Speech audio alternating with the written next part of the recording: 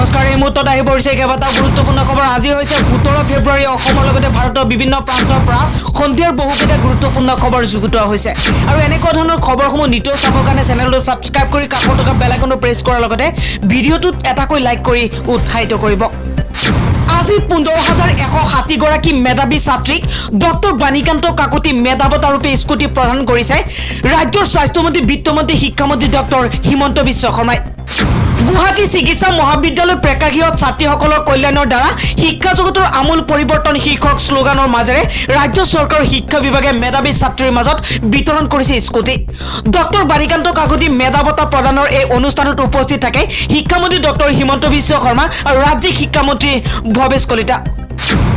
scooty বিতৰণ অনুষ্ঠানত মন্ত্ৰী ডক্টৰ হিমন্ত বিশ্ব শৰ্মাই ছাত্ৰীসকলক উদ্দেশ্য কৰি কয় যে এই স্কুটি কলেজলৈ যোৱা বা টিউচনলৈ যোৱা আদি শিক্ষা জ্ঞান অৰ্জনৰ কামত সহযোগ হোৱাকৈ দিয়া হৈছে স্কুটি লাভ কৰাটোক নিজৰ শৈক্ষিক সাফল্য ৰূপে গণ্য কৰিব লাগে মন্ত্ৰীগৰাকীয়ে লগতে স্কুটি চলোৱাৰ সময়তে হেলমেট পৰিধান কৰাৰ বিষয়েও পৰামৰ্শ আগবঢ়াইছে ছাত্ৰীসকলক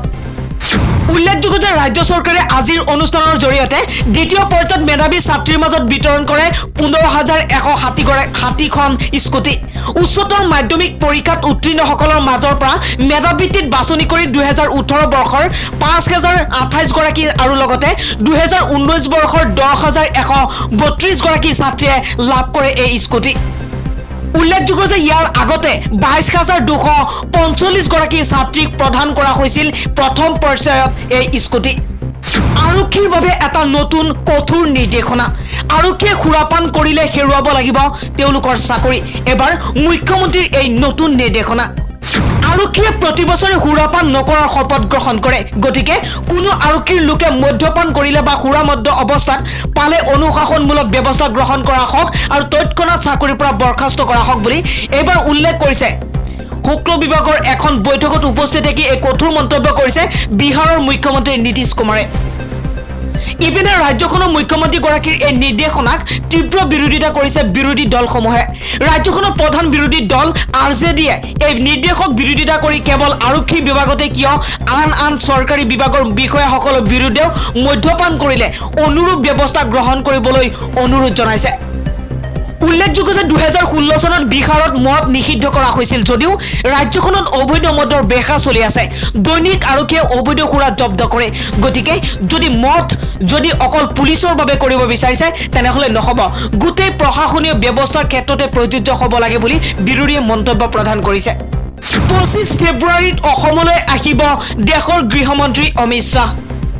আৰু 25 ফেব্ৰুৱাৰীত অসমলৈ আহিব কেন্দ্ৰীয় গৃহমন্ত্ৰী অমিত শ্বাহ আৰু মহাপুৰুষ শংকৰদেৱ জন্মস্থান বটদ্ৰৱা থান দৰ্শন কৰি অমিত শ্বাহে থান প্ৰকল্পৰ নিৰ্মাণ কাৰ্যৰ আধাৰশিলা স্থাপন কৰিব ইয়াৰ লগতে বটদ্ৰৱাত আয়োজন কৰা জনসভাত অংশ লৈ বটদ্ৰৱাবাসীক সম্বোধন কৰিব অমিত শ্বাহে উল্লেখযোগ্য যে মহাপুৰুষ শ্ৰীমন্ত শংকৰদেৱৰ স্মৃতি বিজড়িত বটদ্ৰৱা থানক ধৰ্মীয় আৰু আধ্যাত্মিক গৱেষণাৰ ক্ষেত্ৰৰূপে গঢ়ি তোলাৰ বাবে লোৱা আঁচনি মৰ্মে এই নিৰ্মাণ কাৰ্য শুভাৰম্ভ কৰিব গৃহমন্ত্ৰী অমিত শ্বাহৰ বটদ্ৰৱা আগমনক লৈ আনন্দ প্ৰকাশ কৰা বটদ্ৰৱা থানা পৰিচালিত সমিতিয়ে ইয়াক এক ঐতিহাসিক পৰিঘটনা বুলি আখ্যা দিছে অসমৰ নতুন আঞ্চলিক দল অসম জাতীয় পৰিষদৰ সভাপতি লুৰিণজ্যোতি গগৈৰ মন্তব্য মই কোনো মূৰ্তিৰ ৰাজনীতিক বিশ্বাস নকৰোঁ লুৰিণজ্যোতি গগৈলৈ প্ৰথম প্ৰশ্ন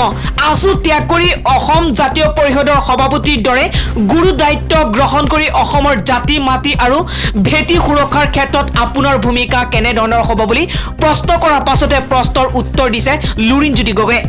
অসমৰ জাতীয় জীৱনৰ ভৱিষ্যত হৈছে আমাৰ মূল কথা মাটি ভেটিৰ ক্ষেত্ৰত বিগত সময়ছোৱাত চৰকাৰী ৰক্ষা কৰিম বুলি বিদেশীক দিবলৈহে টঙালি বান্ধিছে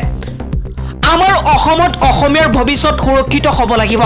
ইয়া আমাৰ প্ৰধান বা মূল কথা আমাৰ ৰাজনৈতিক অধিকাৰ সুৰক্ষিত হ'ব লাগে আৰু লগতে আৰু ইয়াই হৈছে প্ৰধান মূল কথা বুলি উল্লেখ কৰিছে লুৰিণজ্যোতি গগৈ আৰু আমাৰ ৰাজনৈতিক অধিকাৰ সুৰক্ষিত হ'ব লাগিব সামাজিক ভৱিষ্যত সুৰক্ষিত হ'ব লাগে আমাৰ সকলো ভাষা কৃষ্টি সংস্কৃতি এইবোৰ যাতে হেৰুৱাৰ উপক্ৰম নহয় সুৰক্ষিত হৈ থাকে তাৰ বাবে আমি আমাৰ যাত্ৰা আৰম্ভ কৰিছো বুলি লুৰিণজ্যোতি গগৈয়ে নিজৰ মন্তব্য প্ৰকাশ কৰে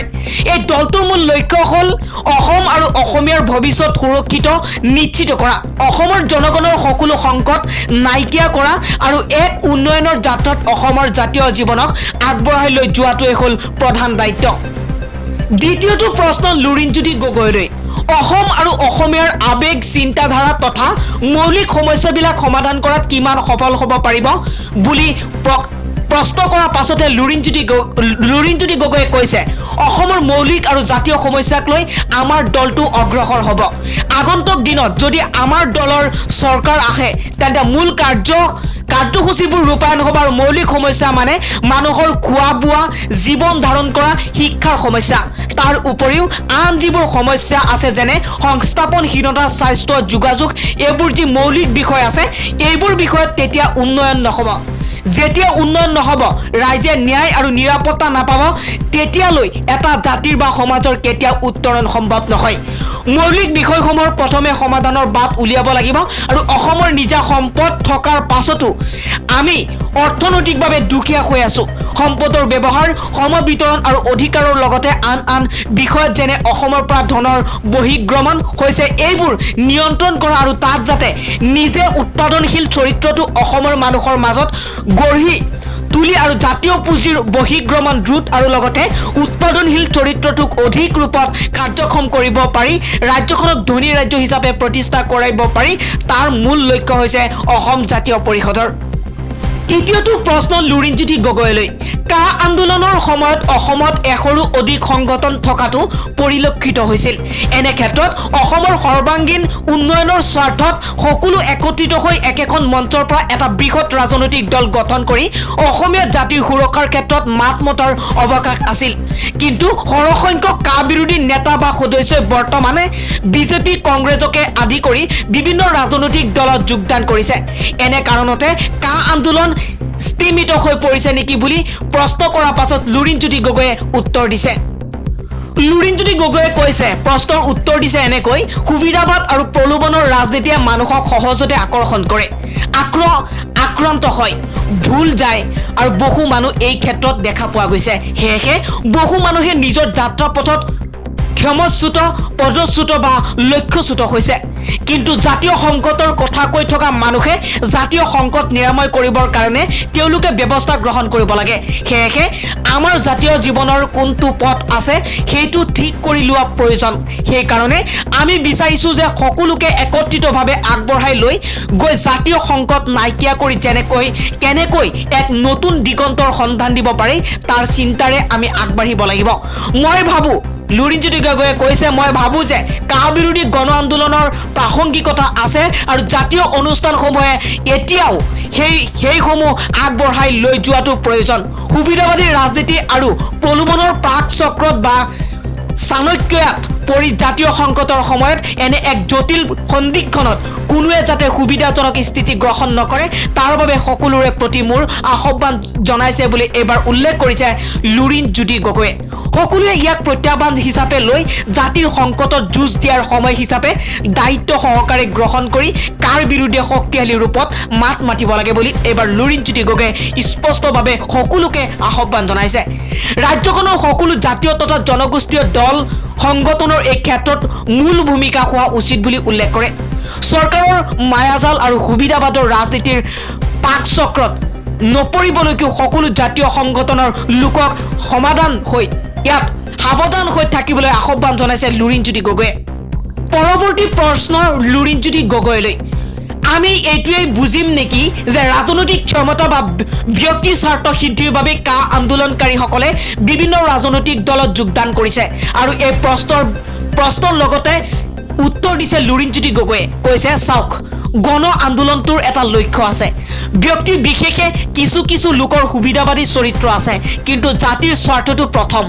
জাতিৰ স্বাৰ্থ সমাজৰ স্বাৰ্থ ভাষা সংস্কৃতি কৃষ্টি সুৰক্ষাৰ স্বাৰ্থটো প্ৰথম গতিকে প্ৰতিগৰাকী জাতীয় ভাৱ সম্পূৰ্ণ লোক জাতীয়তাবাদী দল সংগঠন অনুষ্ঠানক নেতৃত্ব প্ৰদান কৰা ব্যক্তিৰ প্ৰথম আৰু প্ৰাথমিক দায়িত্ব হ'ল জাতিৰ সুৰক্ষা কিন্তু চৰকাৰৰ এনে প্ৰলোভনৰ জালত তেওঁলোকৰ বিভাজনৰ ৰাজনীতি সুবিধাবাদী চৰিত্ৰৰ যি এটা ৰাজনৈতিক পৰিৱেশৰ সংস্কৃতি অসমত গঢ় লৈ উঠিছে তাৰ বাবে নিশ্চয়কৈ বহু লোক আক্ৰান্ত নোহোৱাকৈ থকা নাই কিন্তু মই ক'ব খুজিছোঁ বুলি এবাৰ লুৰিণজ্যোতি গগৈয়ে কৈছে যে সকলোৰে সম্বিত ঘূৰি আহিব লাগে জাতি প্ৰথম তাৰ পিছতহে ৰাজনীতি কাৰণ জাতি থাকিলেহে ৰাজনীতি কৰিবলৈ ঠাই থাকিব পৃথিৱীত এনে বহু উদাহৰণ আছে যে ক্ষুদ্ৰ ক্ষুদ্ৰ জাতি নিশেষ হৈ গৈছে আৰু ভাষা শেষ হৈ গৈছে গতিকে আমি কেতিয়াও আশ্বস্ত হৈ থাকিব নালাগে 3,29 লাখ মানুহে ভাবিব লাগিব ভাবি থাকিব নালাগে যে অসমৰ ভৱিষ্যতটোত কোনো প্ৰত্যাহ্বান বা সংকট নাই সংকট আছে সেইবাবে সংকটটোৰ বিৰুদ্ধে মাৰবান্ধি থিয় হোৱা আৰু ৰাজনৈতিকভাৱে যুঁজ কৰাটোৱেই প্ৰত্যেকৰে দায়িত্ব বিশেষকৈ জাতীয় অনুষ্ঠানৰ নেতৃত্ব গ্ৰহণ কৰা প্ৰতিগৰাকী ব্যক্তিৰ প্ৰাথমিক জাতীয় দায়িত্ব হোৱা উচিত বা প্ৰয়োজন বুলি এবাৰ লুৰিণজ্যোতি গগৈয়ে উল্লেখ কৰে লগতে লুৰিণজ্যোতি গগৈয়ে কৈছে কংগ্ৰেছ আৰু বিজেপিৰ বিদেশী ৰক্ষণাবেক্ষণৰ ক্ষেত্ৰত চৰিত্ৰগত কোনো পাৰ্থক্য নাই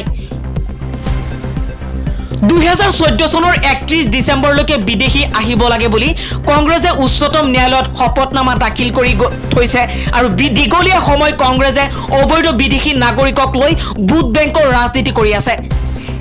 আৰু লগতে 1951 চন আৰু 1971 চনৰ মানুহক ভয় খুৱাই ভোট বেংকৰ ৰাজনীতি কৰি আছে বিজেপি কংগ্ৰেছে আৰু বিজেপি কতো দেখিছে যে এক সাম্প্ৰদায়িক শক্তি 1951 চনৰ 25 মাৰ্চৰ পিছত অহা অবৈধ হিন্দু বিদেশীক সংস্থাপিত কৰিবৰ বাবেই কাহ জাপি দিয়া হ'ল কাহ জাপি দিয়াৰ অন্তৰ্নিহিত উদ্দেশ্য হ'ল সাম্প্ৰদায়িকৰণ আৰু ধৰ্মীয় মেৰুকৰণ আৰু লগতে তাৰ লগে লগে এক স্থায়ী ভোট বেংকৰ তৈয়াৰ কৰি আহি থকা নিৰ্বাচনসমূহত যাতে তেওঁলোকে জিকিব পাৰে তাৰ এটা ষড়যন্ত্ৰ কৰিছে গতিকে কংগ্ৰেছ আৰু বিজেপিৰ মাজত কোনো চৰিত্ৰগত পাৰ্থক্য নাই বুলি এবাৰ লুৰিণজ্যোতি গগৈয়ে নিজৰ মন্তব্য ব্যক্ত কৰিছে গুৱাহাটী কটন বিশ্ববিদ্যালয়ৰ সন্মুখতে মাজনিশা কটনৰ ছাত্ৰৰ গুণ্ডাগিৰি দোকানত পানী বিচাৰি নাপাই ভাঙিলে দোকান আৰু সৰস্বতী পূজাৰ নিশা কটন বিশ্ববিদ্যালয়ৰ সন্মুখত বিক্ষিপ্ত ঘটনা নিশা কটন বিশ্ববিদ্যালয়ৰ ছাত্ৰ ব্যৱসায়ীৰ মাজত সংঘাত সুৰাপান কৰিবলৈ নিশা পানী বিচাৰি গৈ ছাত্ৰ ব্যৱসায়ীৰ বাক বিতন্দ্ৰা কটনৰ ছাত্ৰই ব্যৱসায়িক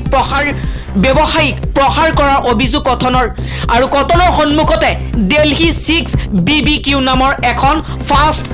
ফুড ৰেষ্টুৰেণ্টত এই ঘটনা সংঘটিত হৈছে ৰেষ্টুৰেণ্টৰ মালিক কৰ্মীক গুৰুত্বৰভাৱে প্ৰহাৰ কৰিছে কটনৰ ছাত্ৰই অসমৰ আগশাৰীৰ এটা বিশ্ববিদ্যালয়ৰ নাম বদনাম কৰিবলৈ একাংশ ছাত্ৰই উঠি পৰি লাগিছে প্ৰায় 50 জনীয়া ছাত্ৰৰ এটা দলে হাতে হাতে ৰড আৰু বাঁহ লৈ আক্ৰমণ কৰে ৰেষ্টুৰেণ্টৰ মালিক কৰ্মচাৰীক ৰেষ্টুৰেণ্টখনৰ মালিক সমীপৰ আহমেদক চিকিৎসাধীন বৰ্তমান ৰেষ্টুৰেণ্টৰ কৰ্মীয়ে হিন্দী ভাষাত কথা কোৱাক লৈ সৃষ্টি হৈছে সংঘাত সীতাৰাম ব্ৰহ্ম চৌধুৰী ছাত্ৰ আৱাসৰ একাংশ ছাত্ৰৰ এই গুণ্ডাগিৰি জানিব পৰা গৈছে আৰু ইতিমধ্যে পাণবজাৰ আৰক্ষীয়ে ঘটনা সন্দৰ্ভত আটক কৰিছে এজন ছাত্ৰক ভাৰতবৰ্ষত প্ৰথমবাৰৰ বাবে এজনী মহিলাক ফাঁচি দিয়া হ'ব তাৰ বাবে সম্পূৰ্ণ কৰি আছে প্ৰস্তুতি আৰু স্বাধীনতাৰ পাছত প্ৰথমবাৰৰ বাবে কোনো মহিলাক দিয়া হ'ব ফাঁচি এনে দুৰ্ভাগ্যৰ অধিকাৰী হ'বলৈ গৈ থকা অপৰাধী মহিলাগৰাকী হৈছে উত্তৰ প্ৰদেশৰ মথুৰাৰ আমৰোহাৰ শবনম আৰু মথুৰাৰ জেলতে ফাঁচি দিবলৈ শবনমৰ ফাঁচিৰ দিন ঠিক হোৱা নাই যদিও প্ৰস্তুতি চলোৱা পৰিলক্ষিত হৈছে আৰু লগতে আমৰোহাত বাস কৰা শবনমে 2008 চনৰ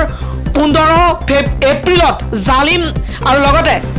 সালিম নামৰ প্ৰেমিকৰ সৈতে লগ লাগি পৰিয়ালৰ 7জন লোকক নিঃশংসভাৱে হত্যা কৰিছিল এই গোচৰত উচ্চতম ন্যায়ালয়ে শবনমক ফাঁসিৰ ৰায়দান দিছিল এই ক্ষেত্ৰত ৰাষ্ট্ৰপতিৰ ওচৰত ক্ষমা আবেদন কৰা হৈছিল যদিও ৰাষ্ট্ৰপতিয়ে নাকচ কৰিছিল শবনমৰ আবেদন